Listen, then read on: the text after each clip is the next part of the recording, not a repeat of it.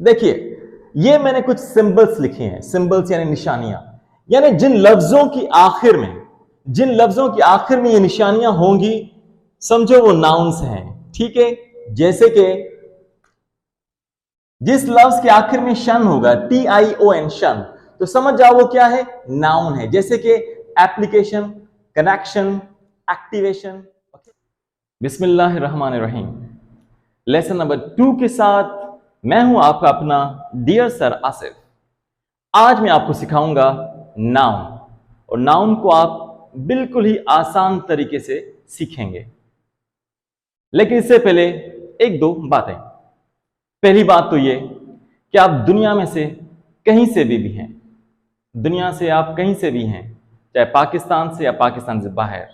अगर आप स्टूडेंट हैं, स्टूडेंट नहीं हैं, अगर आप जॉब करते हैं, कोई बिजनेसमैन है, आप कुछ भी हैं, अगर आप इंग्लिश सीखना चाहते हैं शुरू से, तो फिर आप मेरे वीडियोस देखें। इंशाल्लाह आपकी इंग्लिश बिल्कुल इंप्रूव होगी, बहुत अच्छी होगी। आप इंग्लिश बोल भी सकेंगे और लिख भी सकेंगे। लेकिन उसके लिए आपने 2 काम करने पड़ेंगे। एक, मेरी सारी वीडियोस देखनी पड़ेंगी शुरू से लेकर, लेसन नंबर 1 से लेकर। एंड नंबर 2, आपने मेरे लेक्चर को सुनकर थोड़ा प्रैक्टिस भी करनी पड़ेगी, because practice makes you perfect. अब हम चलते हैं अपने टॉपिक की तरफ। आज मैं आपको सिखाऊंगा नाउन, लेकिन इससे पहले आपको मैं लेसन नंबर 1 का थोड़ा सा रिव्यू देता हूं। लेसन नंबर 1 में हमने सीखा कि पार्ट्स ऑफ स्पीच हम क्यों सीखते हैं। तो मैंने आपसे कहा था कि पार्ट्स ऑफ स्पीच हम इसलिए सीखते हैं ताकि हम लफ्जों की पहचान कर सकें। Exactly, we learn parts of speech to identify the words. और आज हम नाउन को सीखेंगे। इस तरह हम सारे पार्ट्स ऑफ स्पीच को अलग अलग तफसील से सीखेंगे और चुटकी में सीखेंगे। तो चलते हैं, आज हम सीखते हैं नाउन। नाउन को सीखने के 3 तरीके हैं। 2 आसान हैं, चुटकी वाले, और एक थोड़ा सा लेंदी है, लेकिन don't worry, I will make it easy for you. पहले तो नाउन की डेफिनेशंस याद करने की जरूरत नहीं है, ओके? लेकिन फिर भी मैं आपको बताता चलूं कि मैं आपको बेसिक से एडवांस लेवल की तरफ ले जाऊंगा, ओके? सो नाउन की वैसे बहुत सारी डेफिनेशंस आपने पढ़ी होंगी। Simple, noun is a naming word. Simple, noun is the name of person, place, thing, animal or any idea or situation, okay? हम इस तरह भी कह सकते हैं कि noun is the name of such things which we can see, smell, touch, taste, hear or feel, okay? लेकिन definitions की जरूरत नहीं है फिलहाल, क्योंकि आपको इंग्लिश तो आती नहीं है, तो फिलहाल इतना गहराई में जाने की जरूरत नहीं है। मैं पहले भी बता चुका हूं कि मेरी वीडियोस, मेरे लेक्चर्स उनके लिए है जिनकी बेसिक इंग्लिश से शुरू कर रहे हैं, ठीक है ना? क्योंकि मैं आपको सीक्वेंस के साथ इंग्लिश, एडवांस इंग्लिश की तरफ ले जाऊंगा, आहिस्ता आहिस्ता, ओके? तो डेफिनेशन को हम फिलहाल नहीं सीखते। जब हम आगे चलकर अंग्रेजी सीख जाएंगे तो खुद ब खुद हम खुद ही डेफिनेशंस अंग्रेजी में बना सकते हैं, बोल सकते हैं। फिलहाल हम सीखते हैं कि नाउन को हम कैसे पहचानें, दैट इज द क्वेश्चन। तो उसके 3 तरीके हैं, 2 तो बहुत आसान है। नंबर 1, तो पहला जो आसान तरीका है नाउन को समझने का, वो है यूज ऑफ सेंसेस। नंबर 1 है सी, यानी देखना, यानी जो कुछ आप देख सकते हैं। Close your eyes, open your eyes. आप जो कुछ देख सकते हैं, उन चीजों के नाम नाउन कहलाते हैं। मिसाल के तौर पर, इसको मैं देख सकता हूं, आप भी इसको देख सकते हैं। दुनिया ने इसका एक नाम रखा है मार्कर, तो मार्कर क्या हुआ, नाउन हुआ। इस व्हाइट बोर्ड को आप देख सकते हैं, दुनिया ने इसका एक नाम रखा है व्हाइट बोर्ड, तो ये व्हाइट बोर्ड क्या हुआ, नाउन हुआ। ये नहीं, ये एक चीज है, ये भी एक चीज है, लेकिन दुनिया ने इनका एक नाम रखा है, इसका भी एक नाम रखा है, व्हाइट बोर्ड नाउन, इसका नाम क्या रखा है, मार्कर नाउन। फैन जो फिलहाल बंद है, जिसकी वजह से मुझे थोड़ा सा पसीना भी आ रहा है, लेकिन नो प्रॉब्लम, ओके? इसके बाद नेक्स्ट, स्मेल, जो चीजें आप सूंघ सकते हैं, ओके, जैसे परफ्यूम, स्टेंच, बदबू यानी स्टेंच, ओके, तो ये नाउन्स होते हैं। इसके बाद टच, जिन चीजों को आप छू सकते हैं, ओके, जैसे कि ये मार्कर है, इसको हम देख भी सकते हैं, छू भी सकते हैं, तो इसका नाम क्या है? मार्कर, तो वो भी नाउन हुआ, ओके। इसके बाद है टेस्ट, यानी चखना, यानी जो चीज हम चख सकते हैं उनका नाम भी नाउन होता है। मिसाल के तौर पर एप्पल, एप्पल को हम देख सकते हैं, हाथ भी लगा सकते हैं और उसको हम खा भी सकते हैं, तो एप्पल क्या हुआ? नाउन हुआ। अंडरस्टैंड? That's great. इसके बाद हियर, सुनना, जिस चीज को आप सुन सकते हैं, for example voice, music, song, okay, so ये सारी चीजें आप सुन सकते हैं, तो दीज आर ऑल्सो नाउन्स, तो ये भी नाउन्स हुए, ओके।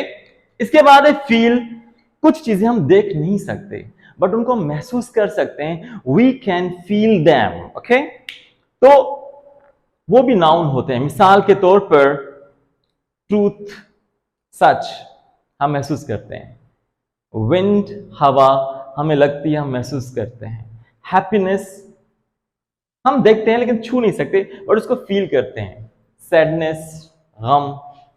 अंडरस्टैंड? सो पहला जो तरीका है नाउन को पहचानने का वो है यूज ऑफ सेंसेस, जिसकी मदद से हम नाउन्स को पहचान सकते हैं, ओके। और जो दूसरा है वो भी बहुत ज्यादा आसान है, चलिए सीखते हैं। देखिए, ये मैंने कुछ सिंबल्स लिखे हैं, सिंबल्स यानी निशानियां, यानी जिन लफ्जों की आखिर में ये निशानियां होंगी, समझो वो नाउन्स हैं, ठीक है। जैसे कि जिस लफ्ज के आखिर में शन होगा, TION, शन, तो समझ जाओ वो क्या है? नाउन है। जैसे कि एप्लीकेशन, कनेक्शन, एक्टिवेशन, ओके। जिस लफ्ज के आखिर में MENT होगा, कमिटमेंट, पनिशमेंट, डिपार्टमेंट, गवर्नमेंट, तो वो नाउन होते हैं। जिन लफ्जों की आखिर में SION होगा तो वो भी नाउन होते हैं, जैसे कि mission, submission, commission, omission. You understand? That's great. इसके बाद मेरे बच्चों, मेरे दोस्तों, जिन लफ्जों की आखिर में ITY होता है वो भी नाउन होते हैं, जैसे city, electricity, quantity, quality, ability, capacity, capability, और बहुत सारे लफ्ज हैं। जिसकी आखिर में DOM, डम, kingdom, wisdom, martyrdom, okay, boredom, तो जिन लफ्जों की आखिर में DOM, डम होगा वो भी नाउन होते हैं। इसके बाद जिन लफ्जों की आखिर में NESS, ness, kindness, happiness, sadness, okay, softness, so ये भी नाउन होते हैं, ओके। इसके बाद जिन लफ्जों की आखिर में OR होते हैं वो भी नाउन होते हैं। मिसाल के तौर पर doctor, adviser, author, editor, director, okay. जिन लफ्जों की आखिर में ER होता है वो भी नाउन होते हैं। Sister, brother, teacher, fighter, wrestler, okay, बहुत सारे नाउन हैं। जिसके आखिर में AGE हो, एज खुद भी नाउन है, यस, ओके। इसके बाद coverage, bondage, sewerage, okay, homage, ये सारे नाउन होते हैं। जिन लफ्जों की आखिर में TURE, चर, फिक्सचर, पिक्चर, मिक्सचर, एडवेंचर, तो ये नाउन होते हैं मेरे बच्चों, मेरे दोस्तों। जिन लफ्जों की आखिर में ANCE, एम्बुलेंस, इंपोर्टेंस, ओके, तो ये लफ्ज भी नाउन होते हैं। जिन लफ्जों की आखिर में ENCE होता है वो भी नाउन होते हैं। इंडिपेंडेंस, ओके, इंडिपेंडेंस, जैसे कि पेशेंस, पेशेंस में TIENC होता है। सो जिन लफ्जों के आखिर में ENC होता है वो भी नाउन होते हैं। इसके बाद जिन लफ्जों के आखिर में ISM होता है, communism, optimism, pessimism, okay, so ये भी नाउन होते हैं।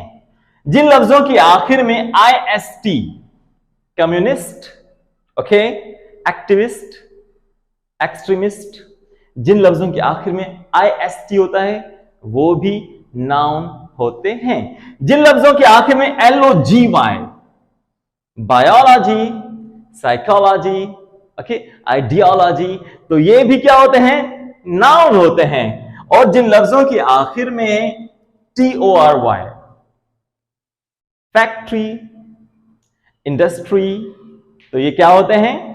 नाउन होते हैं। जिन लफ्जों के आखिर में ARY होता है वो भी नाउन होते हैं, salary, dictionary, so and so.